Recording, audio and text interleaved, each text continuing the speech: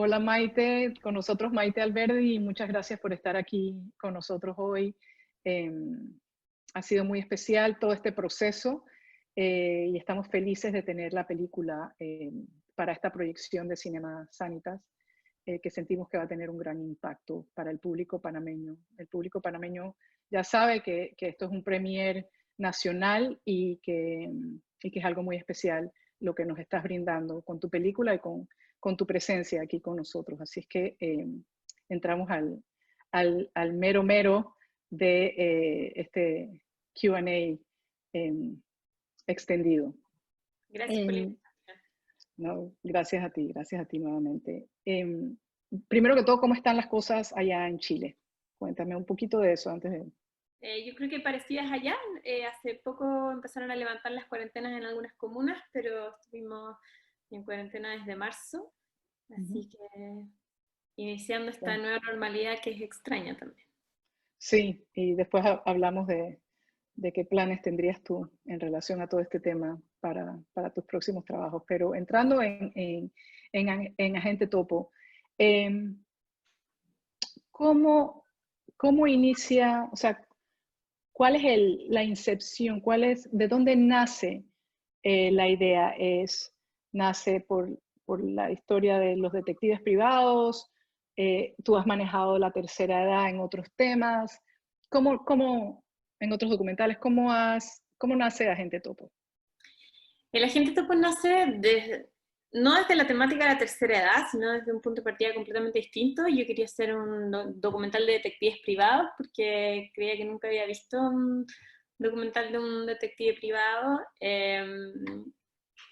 Y mi idea era hacer una especie de film noir documental, esas eran mis referencias. Entonces partí investigando todas las oficinas de agentes de investigaciones privadas, que la mayoría eran ex PDI 6AK, que es de la Policía de Investigaciones de Chile, como personas retiradas que habían abierto sus propias agencias. Entonces hice muchas entrevistas, conocí a varios y ahí llegué a Rómulo, que fue el único que me dejó seguirlo en su trabajo y acompañarlo. Y trabajé como asistente de él un tiempo y la idea partió primero que yo quería hacer una serie de documentales de infiltrados, porque él trabajaba distintos casos de agentes topos, como casos absurdos, padres que querían seguir a su hijo adolescentes para saber en qué estaban metidos y él entrenaba jóvenes que los metían en esas vidas, profesores universitarios que seguían por plagio, casos de compañías de seguro, muy distinto, y muchas personas que dejaban sus vidas para ir a vivir otra vida, que ese era en realidad lo que me interesaba, que es como la figura de Sergio se replicaba en distintos universos. Pero cuando llegó un caso de asilo de ancianos, como que dije, bueno, este es como me permite hablar de otras temáticas, además. Y también me pasó que era tan complicada la serie, por una película muy difícil de hacer en su logística y su metodología, de que no nos descubran, infiltrarse, que no daba. Entonces dije, ya, tengo que elegir un caso, y el del asilo de ancianos claramente tenía que ver con mis temáticas y con las cosas que me interesan más a mí. Entonces era bonito el cruce, y me sentía familiarizada con ese espacio, y al mismo tiempo, como tenía que ver conmigo, la mentira mía para entrar también era un poco más viable, porque yo podía decir, oye, quiero hacer un documental de la tercera edad en este lugar, y nadie iba a desconfiar de mí porque era mi filmografía, no así en una compañía de seguro, no sé. Entonces partió desde este lugar.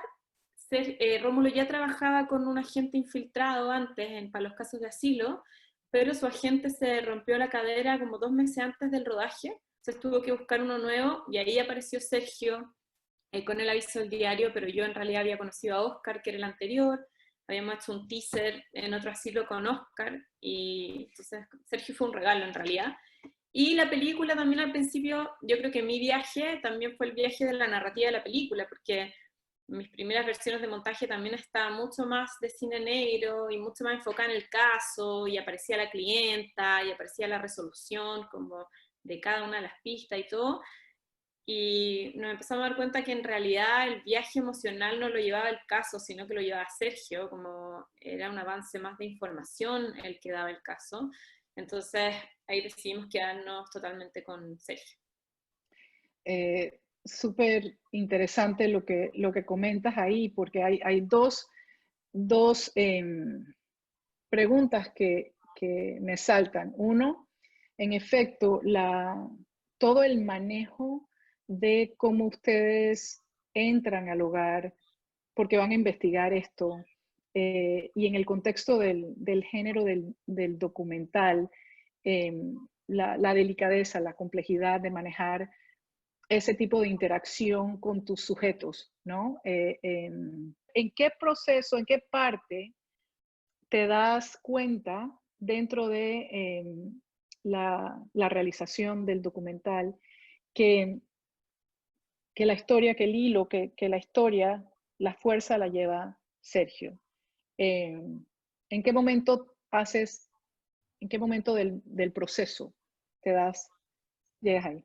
Yo creo que sobre todo en el montaje. En el rodaje me di cuenta porque lo filmé y lo acompañé. Fui consciente de que ese material era potente y no lo esquivé, digamos, pero competía también con mi material del caso que yo no lo abandonaba. Entonces, yo creo que la decisión radical fue en el montaje de decir, ok, tengo que abandonar esa línea dramática en un punto y quedarme con Sergio. Pero intuitivamente lo hice en rodaje, porque en otros rodajes cuando siento que algo no va, simplemente no aprieto rec. Entonces, como era algo que entró a competir en el rodaje, eh, que se filmó, pero que la decisión final yo creo que está en el montaje. Es una película donde yo creo que muchas decisiones narrativas se tomaron editando. Sí.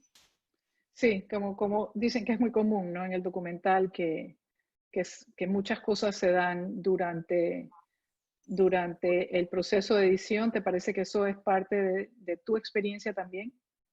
Para mí yo creo que solo en esta película, o sea, a ver, el guión para mí se escribe en montaje, pero yo voy a filmar con guiones bastante parecidos a la estructura final, o no sé si guiones parecidos, pero con los focos de los personajes y con los focos de las estructuras que, claro, es como siempre hay una lista de compras, como de lo que sé que tengo que tener más o menos, y ya, check, check, check, y voy a eso, y quizás mi lista de compras en el agente topo era el caso, como los hitos que necesitaba, de cómo, ok, qué le dice a la clienta, cómo resuelve, cómo avanza. Esa era mi lista de compras. Mi lista de compras no era el viaje de Sergio. Entonces, ahí es donde uno descubre y uno se deja sorprender por la realidad y dejas la lista de compras de lado, como en la lista de supermercados. Pero yo, o sea, en general, el montaje es todo para mí, pero en este caso por primera vez también tuve que tomar decisiones de estilo que nunca me había pasado, que no había tomado en rodaje. Por ejemplo, yo aparecer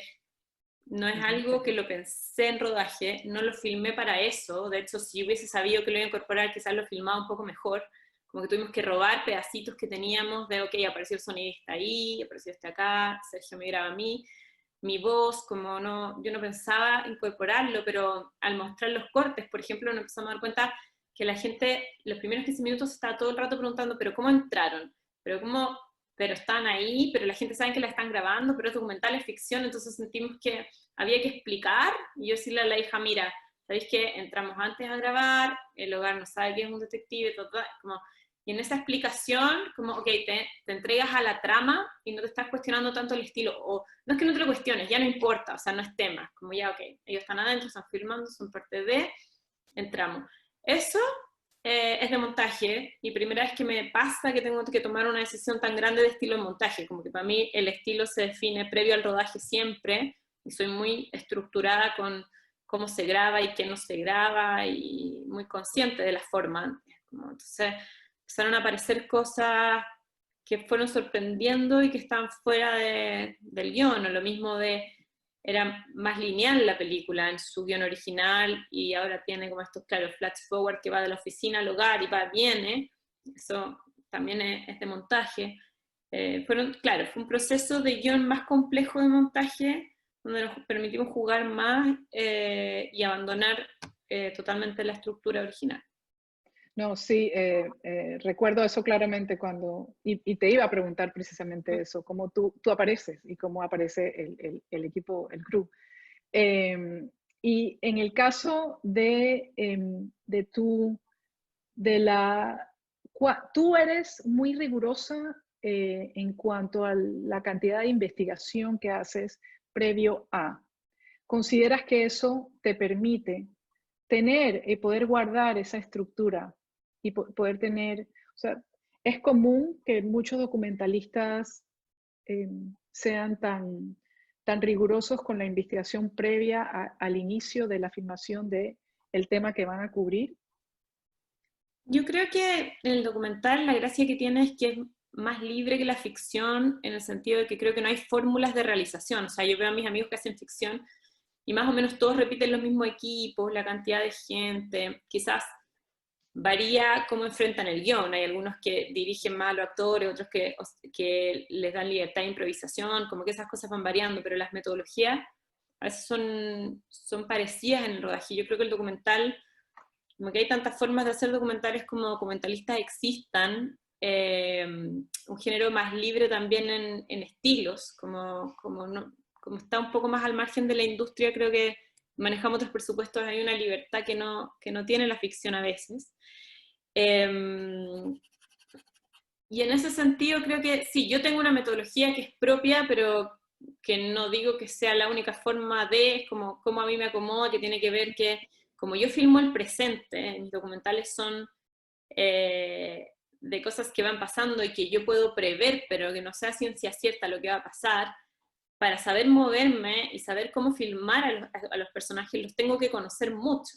Es como, yo sabría filmar a mi hijo porque lo conozco y me puedo como adelantar a su, como, ok, a qué hora va a tener hambre, como, sé, y está bien, me puede sorprender siempre, pero necesito una cancha. Entonces, conociendo a los personajes, delimito mi cancha y tomo decisiones de estilo, porque también cada personaje de cada película tiene su forma de filmarse según cómo son. No sé, en los niños yo sabía que ellos se movían súper lento y que yo siempre iba a llegar antes, entonces una película que proponía mucho plano contra plano, porque repiten los diálogos muchas veces, porque ellos repiten en la vida y porque se demoran. Entonces ese tiempo a mí me permitía construir una estética de montaje mucho más ficcionalizada, con escenas con plano general, primer plano, contraplano, volvía al plano general, pero no porque ellos repitieran las tomas, sino porque ellos hablan así. Entonces, ese entendimiento de su habla y de su manera de moverse antes, a mí me permite tomar decisiones del lenguaje cinematográfico de esa película. Entonces,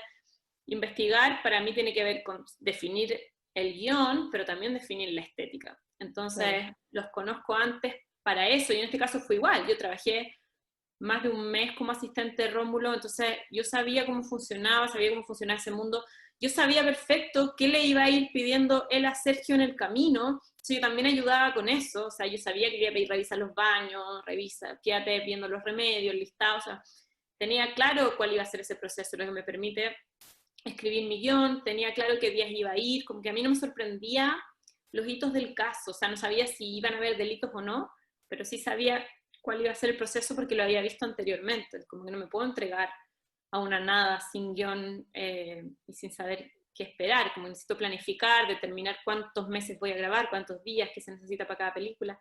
Y por otra parte acá también hicimos como una investigación paralela del hogar, como nosotros dijimos que íbamos a hacer a ellos, les dijimos que íbamos a hacer una película de un hogar y con todo lo que pasara ahí, la investigadora que trabaja conmigo igual fue también un mes antes a conocer a los personajes, ver qué personaje secundario se lucía más, como qué nos interesaba, qué espacios de ese lugar funcionaban en sí mismos. Entonces, más allá de que entráramos como un equipo externo, era una sorpresa para nosotros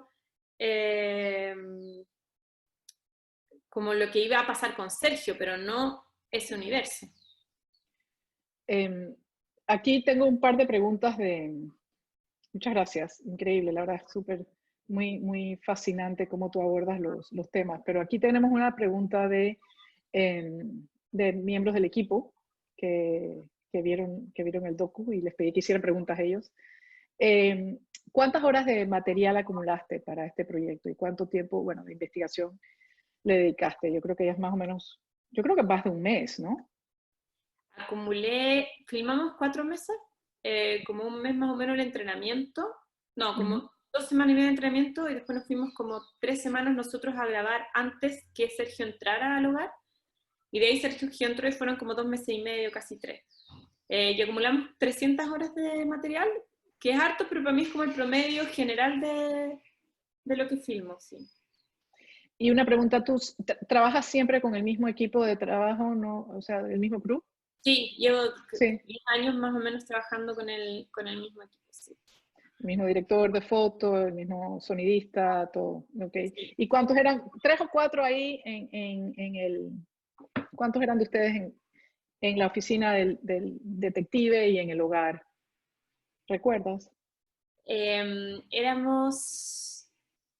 en el hogar menos, éramos 3, y en la oficina del detective éramos 10, porque tiene un sistema de iluminación y de rodaje mucho más de ficción que el hogar, donde además tampoco podíamos meter demasiada gente. Precisamente en el contexto de la filmación dentro de las oficinas del detective, que eh, hay una sensación de, de, de, de ficción, es como un juego entre la realidad y la ficción por la iluminación, la ambientación que hay en la oficina de él, como te comenté anteriormente, que sentía que era como si estuviera viendo The Maltese Falcon o inclusive Chinatown sabes, esa cuestión, ese film noir. Eh, y luego en una entrevista oí que en efecto, que para allá querías ir. Entonces, dentro de tus obras, de tus trabajos anteriores, ¿cómo varía tu manejo de estilo visual en esta versus las otras para aquellos de nosotros que no han visto tus otros trabajos para que lo quieran ver? Yo creo que es una mezcla, yo creo que la película al final termina siendo igual a todas mis películas, como que parte con una película, como si yo hubiese querido hacer algo pero no me resulta, entonces termino en el mismo lugar de siempre. Pero no es que no me resulte, es como que creo que es como conscientemente una mezcla. Y parte de, sí, de las referencias, yo creo, del cine noir que me gusta, las que mencionas, mucho Top Preminger, no sé, vi mucho Laura, vi también ironías al cine negro, como Cifrón, como que me volví a ver una serie que tiene hermanos y detectives que él ya está como jugando con el estilo ironizando, entonces como que esa ironía también me sirvió porque era como usar los elementos como de manera un poco burda, o sea, el lente 18 grande, las persianas, las luces chiquititas en la oficina, el alto contraste, los elementos del vestuario, o sea, es como, sí, ellos tienen, no sé, Rómulo tiene cierta ropa que usa en la vida, pero le pedimos como, ya, porfa, usa siempre el impermeable, o déjalo colgar, como íconos que estaban en nuestra caricatura del detective. Entonces, siento que potenciamos la caricatura que contrasta totalmente con el asilo, porque para mí también era una historia de contrastes, como un anciano que es detective privado, un lugar donde hay delitos que se supone que no deberían haber delitos, como un caso absurdo. Entonces, en este absurdo, también jugamos con la ironía del documental de observación versus este género negro clásico. Y desde ahí parten las referencias y desde ahí también, como cuando digo teníamos un equipo de más personas, requeríamos mucha más iluminación para lograr esas referencias, distintos movimientos de cámara, distinto equipo técnico, que lo que hacemos en un documental de observación, que nos vamos adaptando a la realidad con luz natural, entonces el equipo disminuye en función de los requerimientos estéticos. Entonces, de alguna manera, llenamos de luces la oficina del detective y para él se transformó en un set, pero un set en el que llegaba a hacer su trabajo como normal. Entonces, filmamos el documental de observación dentro de un set que controlamos nosotros, de alguna manera. Como yo creo que eso fue como el principal cambio en mi metodología. No es que cambié en la manera de grabarlos a ellos, sino que la locación se adecuó para poder llevar esos referentes. Y lo que hicimos además que su oficina de trabajo es muy pequeña, entonces agarramos todas sus cosas y arrendamos una oficina grande que se pareciera más a la estética que a nosotros nos interesaba, llevamos todas sus cosas y él se fue a trabajar ahí 2 meses, entonces él se fue a trabajar en un estudio, digámoslo, que se linkeaba a nuestras referencias de persiana, de cosas que él no tenía, pero él tenía todas las otras cosas que a mí no se me habría ocurrido jamás poner, como, no sé, ese afiche de Al Pacino, Scarface. de Scarface, Sí. que jamás, Sí. todos los objetos son de él, pero en un espacio que está construido con alusión directa a nuestras referencias. Rómulo fue un increíble aliado. O sea, ¿qué nos puedes decir de él como una persona que haya permitido, que haya tenido esa apertura y que haya aceptado montarse en ese viaje con ustedes? Yo creo que los dos fueron un gran partner, pero a Rómulo estoy especialmente agradecida porque fue como que en un punto de la investigación yo dije, esta película es inviable porque ningún detective me abre las puertas ni ninguno me abre las puertas porque la base de un detective es la confidencialidad. Entonces yo y como que fui pensando con Rómulo mucho cómo no romper la confidencialidad de sus casos y cómo ilustrar uno de sus casos sin echarlo a perder y sin también romper la esencia de un caso que sería que él me decía. Entonces, ¿cómo lo hacemos? Porque si tú me vas a instalar cámaras en un lugar, la gente automáticamente se va a portar bien porque mi rollo es la invisibilidad, tal cual el tuyo como documentalista que tratas de pasar desapercibida, yo tengo que pasar desapercibido, entonces no, como no haber ni un, nadie se va a portar mal con tu cámara, y entonces, claro, teníamos, como que determinamos, ok, yo voy 5 días a la semana y él va a estar 7, entonces igual los días que yo me vaya, él va a estar investigando y sus cámaras de todas maneras no se van a comportar bien cuando yo no esté, entonces como que igual tenía tu infiltrado ahí, etc. Pero muchas cosas que fue muy generoso de plantearse y hacerse la pregunta conmigo y de querer mostrar el oficio como una aventura y muy estudioso en ese sentido también de entender cómo yo lo iba haciendo y cómo también le tenía que explicar a veces cosas a él de una manera que fueran claras para la película, como íbamos conversando eso también, como cosas que quizás perfectamente le podría haber explicado en el camino, pero se la explicaba en cierto momento para la línea dramática, como fue un guionista de alguna manera también.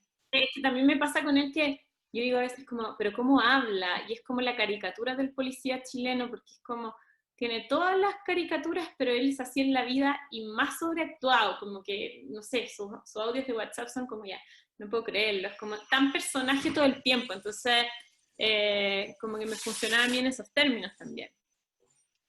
¿Y cómo recibieron? ¿La película se ha visto ya en Chile? Hicimos un preestreno solo de una semana online, todavía no lo estrenamos oficialmente. ¿Y cuál ha sido? Y Sergio y Rómulo la vieron, la familia de Sergio la vio, o sea, ellos han tenido esa experiencia. La vio Sergio, sí, la vio su familia y les gustó harto. Yo creo que todavía Sergio la vio una vez nomás, entonces todavía cruza como su experiencia con la película. Y como Claro. le cuesta distanciar, pero para él fue súper importante como proceso, en realidad, como que él dice, me dijo el otro día, como fue una manera de llevar un duelo que si no hubiese tenido la película quizás me habría tomado más tiempo llevarlo, porque se acaba de morir mi mujer, me fui a vivir a un nuevo lugar, a vivir una nueva vida, a valorar a mi hija que quería que yo viviera con ella, se fue a vivir donde su hija después de eso, entonces yo creo que facilitó y aceleró un proceso que de otra manera habría sido más complejo y más lento. Bueno, como todos los duelos, no digo que no sea doloroso todavía para él, pero fue un momento de aventuras en una edad en que uno dice, bueno, ya no voy a tener muchos cambios radicales en la vida. Y tiene estas amigas que las va a ver y que habla por teléfono con ellas constantemente, entonces como también se amplió su universo. O sea, las amigas que hizo en el hogar. Sí, él va y se toma un bus porque está lejos, está a 1 hora, entonces antes de la Ajá. pandemia él iba una vez al mes a verla y ahora habla como día por medio con las amigas y él me cuenta cómo están y todo, pero sí, es como cercanas, le importan. No, increíble. Sí, te iba a preguntar un poquito, por ejemplo, precisamente eso,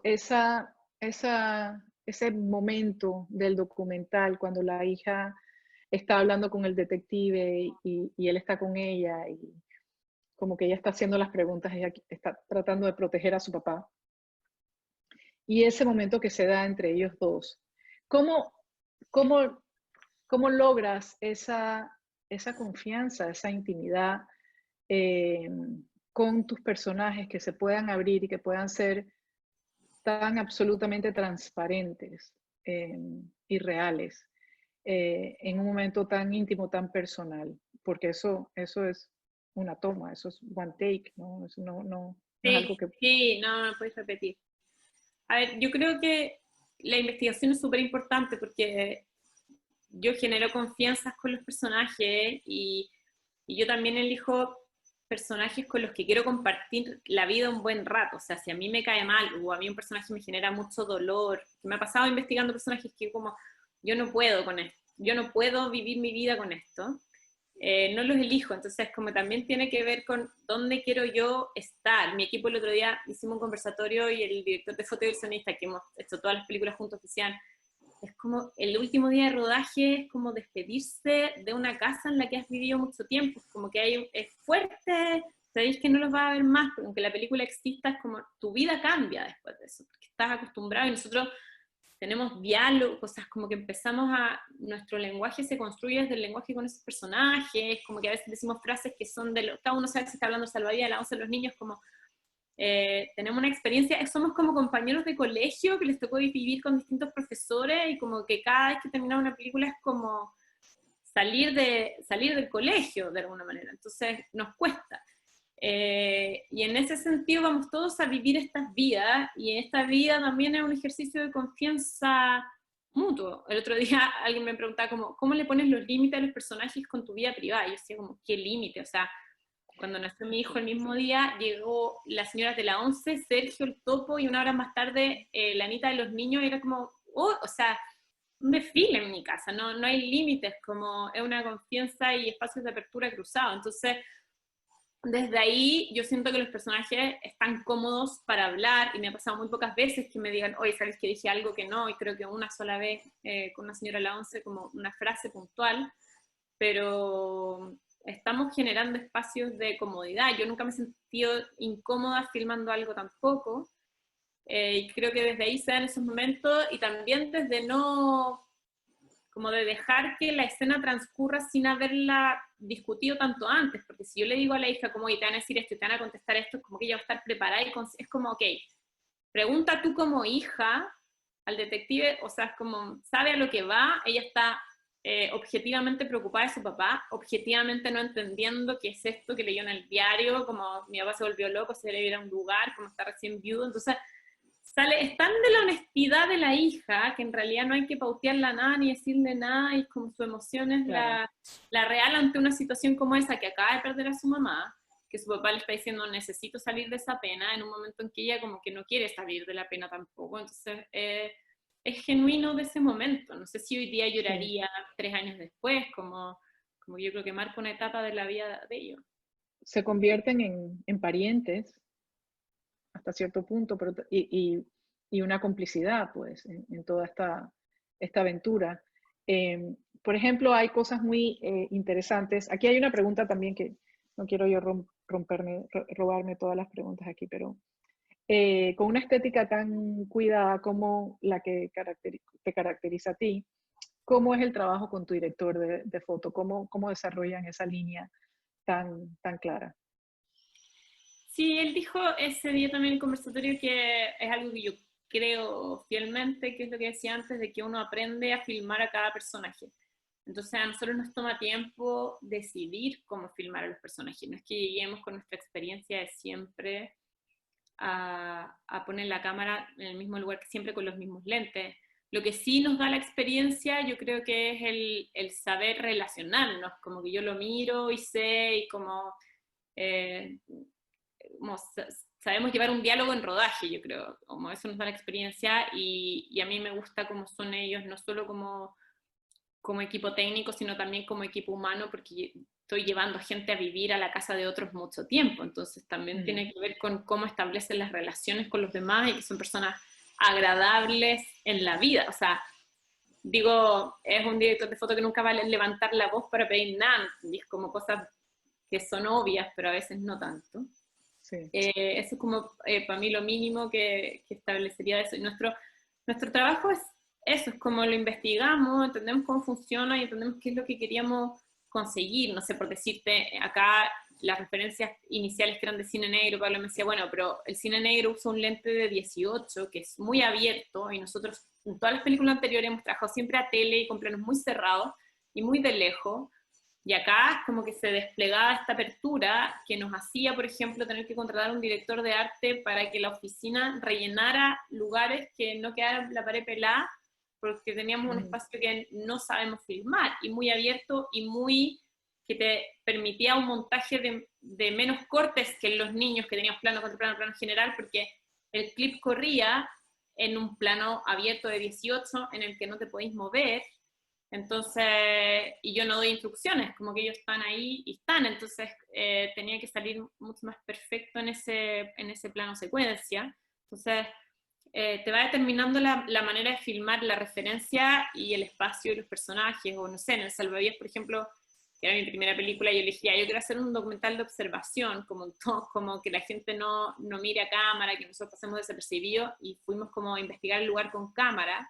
O sea, yo había investigado teóricamente, pero con él. Entonces llegamos con la cámara y era una época en que la gente saludaba mucho a cámara, ahora la gente se esconde, pero me decía, "Oh, ¿cómo lo vamos a hacer? Están todo el rato saludando", y eran veraneantes que iban cambiando todos los días, entonces no se van a acostumbrar. Me decía como, bueno, pero fíjate que los que saludan son los niños, la mayoría. Entonces nuestro problema es tapar a los niños. ¿Qué hacemos? Entonces nos mandamos a hacer una tarima para filmar El Salvavidas, y filmamos toda la película arriba de una tarima, entonces los niños saludaban y no alcanzaban a llegar al lente. O sea, en El Salvavidas no se ve ningún niño, no porque yo no los quisiera filmar, sino porque la tarima los cortaba y cortaba los saludos, porque yo quería este documental de observación. Entonces, ese tipo de decisiones prácticas que tienen que ver con la estética es un proceso de investigación y de conocimiento de cómo se filma. O en la 11 que fuimos, dijimos que hay que construir un solo comedor de todas las casas, como que fuimos estudiando casa por casa, silla por silla, dónde se sienta cada una. Entonces cada tarde podíamos grabar a una y no mover la cámara nunca, porque si no nos iba a pegar con el comedor de la tarde anterior, porque construíamos un solo comedor de muchos. Entonces estudiamos el universo antes, las conocemos harto los personajes antes, y desde ahí tomamos decisiones estéticas. Pero te diría, las 2 primeras semanas de rodaje, para mí son semanas perdidas, son semanas que estamos ahí como viendo cómo movernos, tratando de entender.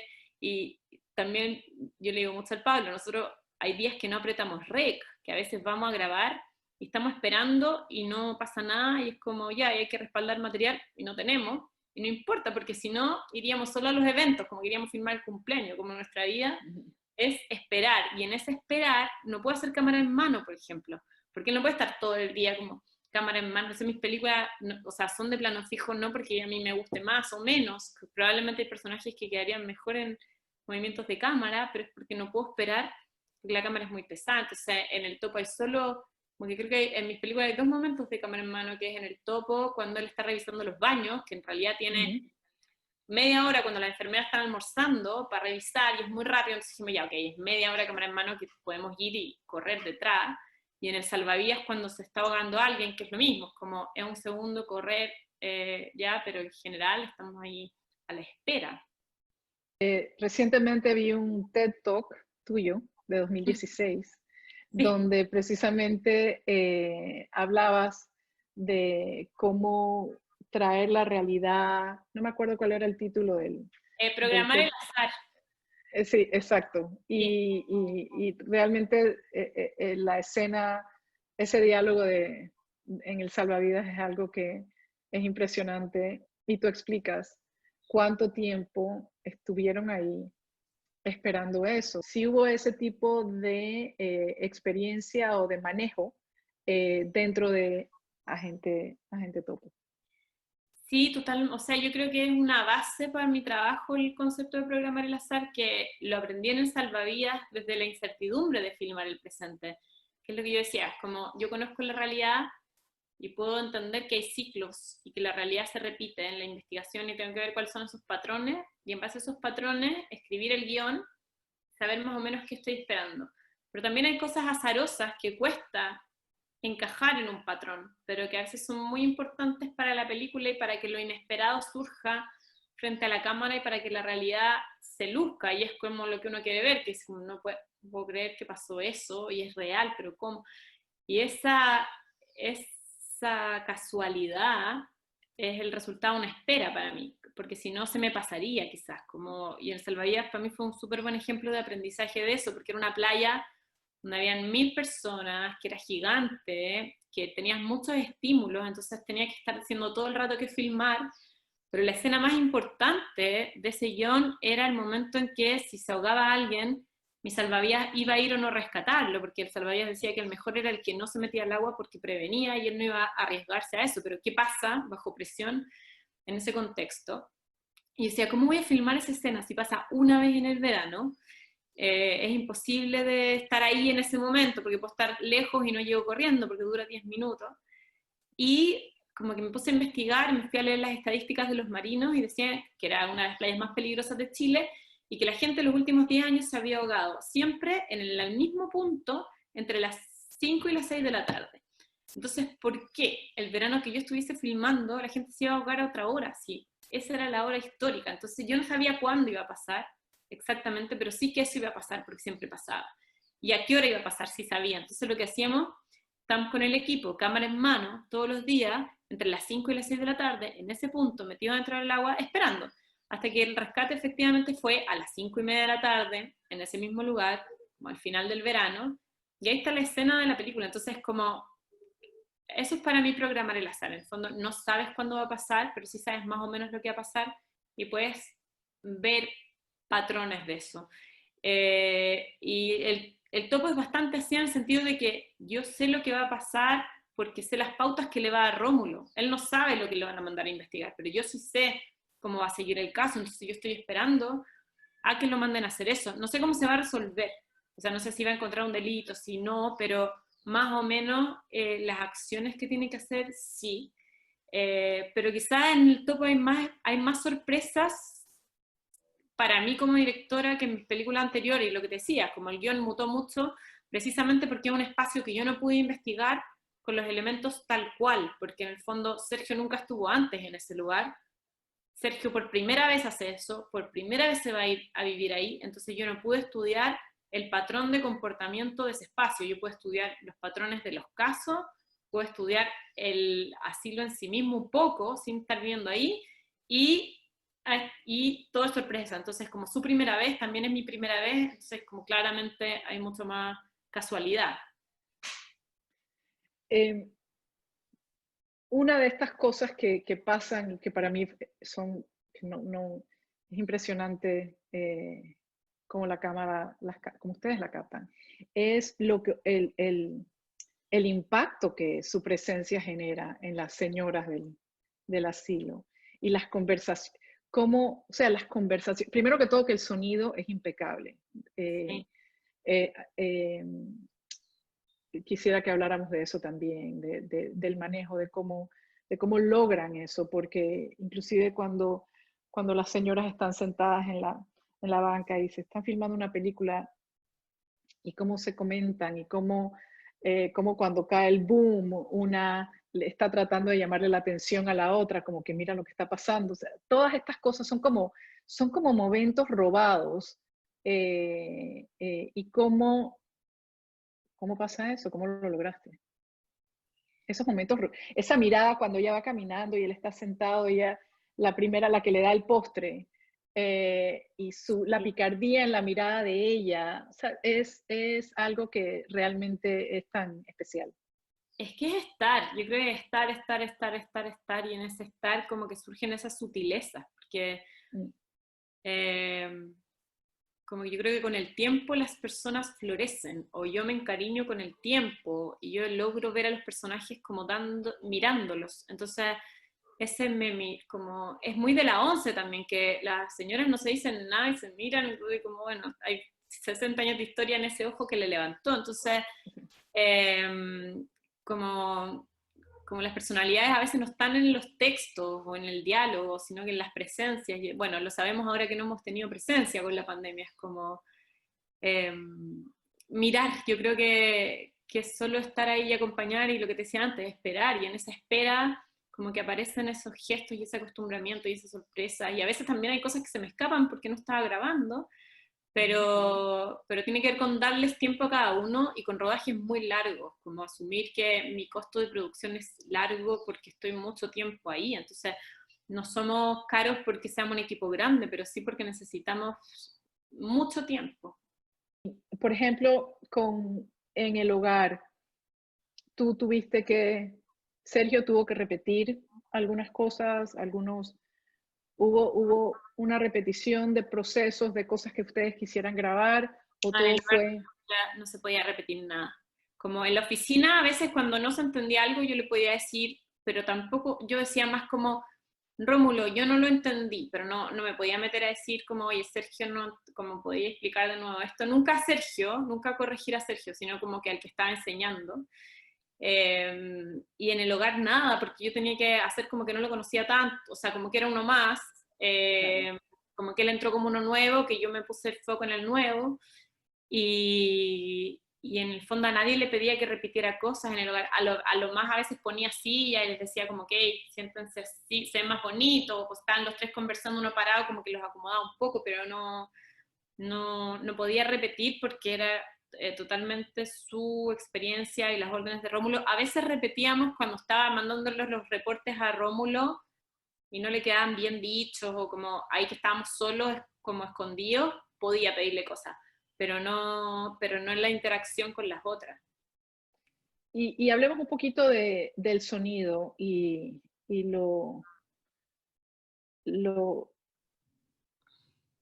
perfecto que es, o sea, como, porque es algo que siempre nos llama la atención y algo que las películas chilenas siempre tienen sonido impecable.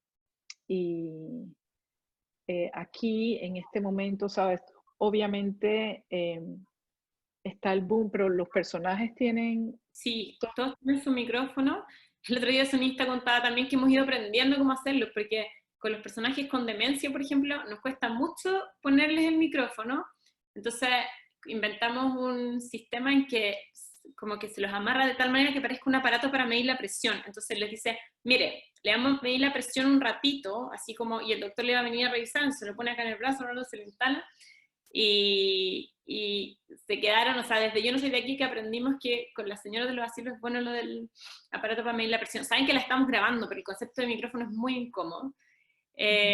Los protagonistas siempre los tenemos con micrófono a cada uno, con inalámbrico, más el boom, y sí, porque también acá pasa que, en el fondo, como son mayores, tampoco es que corran, entonces, si se sientan a conversar tres personas, van a estar sentadas conversando 2 horas, entonces tú sabes que ya puedes ponerle el micrófono porque van a estar ahí un buen rato. Entonces, cuando, no sé, entra la Marta y la Zoila, que son sus amigas, no van a entrar 5 minutos, entonces nos detenemos a poner el micrófono. Si pasa algo que es rápido y que están interactuando, no sé, en el almuerzo, lo que sea, solo el micrófono lo tiene Sergio, y siempre Rómulo y Sergio, pero si hay situaciones que son más tiempo con más personajes, tendríamos a ponerles micrófono a todas, y todas sabían que a veces las grabábamos, porque todas eran personajes, como para El hogar era la película del hogar, a nadie le parecía raro que todas tuvieran micrófono, y creo que la mayoría tuvo micrófono puesto en algún momento. Entonces, para ellas como que no era la película de Sergio, sino que era la película de todas. Sí. Y, y Sergio, su vestuario, o sea, él se vestía como sale en la película, eso era, o ustedes guiaron eso. No, nosotros guiamos eso, pero dentro de la lógica de cosas que él usaba. O sea, eran sus camisas, pero dentro de sus camisas elegimos una paleta de colores, elegimos a esta y se las compramos dobles para que estuviera siempre con el mismo vestuario. Un tema a mí me preocupa mucho tener libertad de montaje, de poder decir, pego cosas de distintos momentos, pero a veces en documental el vestuario es un obstáculo. Entonces lo que trato de hacer es que los protagonistas siempre estén más o menos con el mismo vestuario. Entonces le elegimos una paleta de colores. La chaqueta, una era de él, la otra le compramos una bien parecida, cosa que se moviera en esa línea, pero es como todo, Sergio tiene distintos looks, o sea, un día puede llegar con una parca azul, fosforescente, moderno, deportivo, y cuando llega más elegante llega vestido así. Lo que pasa es que le elegimos dentro de su línea de vestuario como una, y que no se podía salir de eso. Sí. Cuando Cuando hablabas de la primera secuencia, o no sé si la primera o la segunda, cuando estaba la selección de los personajes, eh, yo me reí muchísimo, o sea, yo estoy entrando a la tercera edad, mi equipo siempre se ríe Ah, porque, no, que exagerar. no, sí, de verdad que sí, pero no me siento así, pero lo uso para, manipulo con eso. para acostarme más temprano. Para los Porque... descuentos. Los descuentos de los del No, cine. no, Para ir al teatro, descuentos. no, digo, de ninguna manera cuando me dicen, ¿usted es jubilada? Digo, no. Mi papá Yo sí, lo mi uso. papá no es, pero o sea, mi papá tiene la edad, pero no es jubilado, pero se aprovecha cuando le conviene, sí. No, sí. Pero lo que te digo que me reí porque lo que va ocurriendo es que al principio, ¿sabes? Toda esta interacción entre la tecnología y ellos, cuando él está enseñando a Sergio a cómo usar el celular y cómo hacerle una llamada en video, un video call, es muy cómico y el manejo también, pienso que cómo está editado y el ritmo, eh, tiene ese sentido del humor. Pero lo que yo te quería preguntar es, si tú, a medida que ibas viendo y haciendo el documental, también ibas percibiendo ese sentido del humor. Iba percibiendo mucho más el humor que el drama, como el otro día mi equipo que vio la película por primera vez, los que estuvimos en rodaje, porque obvio que el montajista y los postproductores la habían visto, pero el equipo que estuvo en rodaje me dijo como, me sorprendió lo que lloré, porque en realidad yo solo me acuerdo de vivir una comedia día a día, donde lo único que hacíamos era reírnos. Entonces, en el fondo, claro, si uno limpia las vivencias y se va a la estructura, como que haga avanzar los hechos, es un drama, o sea, es como, pero nuestra experiencia era jovial, o sea, es como, no sé, un canto a la vida estar ahí, como realmente nos reímos mucho, lo pasamos bien, no nos acordamos de haber sufrido, entonces como que decían eso, es como está el sufrimiento de los personajes, pero el cotidiano no necesariamente es así, entonces, y tiene que ver con los duelos para mí, o sea, uno puede estar pasando un muy mal momento, pero no por eso te vas a dejar de reír, como que la vida tiene esos contrastes. Uh-huh. Y yo también entiendo el documental como eso, como las experiencias implican reírse y llorar también, y no, como lo que te decía, si hay algo que solo me llena de angustia, a mí no me interesa filmarlo porque no me interesa vivirlo, es como puedo hacer convivir la angustia con otras cosas también. Entonces, el humor lo veíamos, o sea, nosotros como eso me pasa a mí que estoy filmando y me tengo que apretar la boca para que no me escuchen reírme, o sea, y sobre todo en lo del WhatsApp, o sea, sobre todo en la oficina, yo me tenía que dar vuelta, a veces tenía que salir porque si no se iba a ofender de que yo me estaba riendo, pero era terrible, o sea, y me pasa mucho en rodaje, tengo que estar como, como que el Sí, sonista me mira y me dice como, cállate, sí, es pura sí. risa, y siento que yo también elijo como personas con las que me río para filmar, o sea, y para relacionarme en la vida. Entonces, no podría esquivar eso, no, quizás no lo podría elegir si no me producen ese encanto que me haga reírse. No, bueno, tenemos que ir cerrando. Nada más quisiera hacerte una última pregunta y eso es ya hablando de tu futuro y qué planes tienes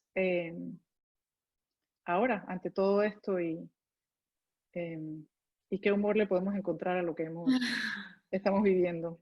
Me ha costado, o sea, no he podido pensar nada como no me ha interesado filmar este estado también, porque siento que lo mismo, como que me toca investigar mucho y entender una realidad para poder filmarla y como que no estoy entendiendo el mundo en que me muevo. Entonces, y claro, como todo empecé como pensando proyectos por Zoom, pero ahora no quiero ver Zoom, como no me interesa ver películas por Zoom, que el formato sea Zoom quizás. Estaba filmando un proyecto, pero claro, que tuve que parar, que estoy buscando otras formas de retomar, como que tengo ganas de filmar afuera también, entonces como buscando y pensando y creo que fue como esta pausa planetaria que ha permitido como entender dónde me quiero mover y qué quiero filmar, pero es distinto en la ficción, que siento que muchos amigos guionistas me decían, bueno, he estado súper creativo porque me he podido encerrar a inventar, yo como me nutro de la realidad, como que desde el encierro solo veo mi metro cuadrado, no me interesa filmar mi metro cuadrado, entonces como para los documentalistas es complejo si la película no es desde el yo. Uh-huh. Okay. Perfecto. Bueno, Maite, muchísimas gracias por el tiempo. Ha sido increíble escuchar todo esto de tu parte en relación a tu proceso con Agente Topo y toda tu obra. Y bueno, ojalá encuentres algo y nos podamos encontrar en Panamá con tu película y que tú vengas. Nos encanta tenerte aquí con nosotros y te queremos felicitar no solamente por el trabajo que haces, sino por lo que estás logrando como una joven cineasta latinoamericana y siendo mujer, pero también como cineasta latinoamericana. Para nosotros es un gran honor tenerte aquí con nosotros y lo decimos de corazón. Y el equipo del festival te quiere muchísimo, te aprecia muchísimo y de parte de todos ellos te doy las gracias. Gracias. Y, no, y creo que luego de esto el público panameño también te va a querer muchísimo. Así es que siempre serás bienvenida y puedes venir con tu niño. Gracias. Que aquí van a haber muchos brazos que lo van a cuidar. Qué bueno. Muchas Así gracias. es que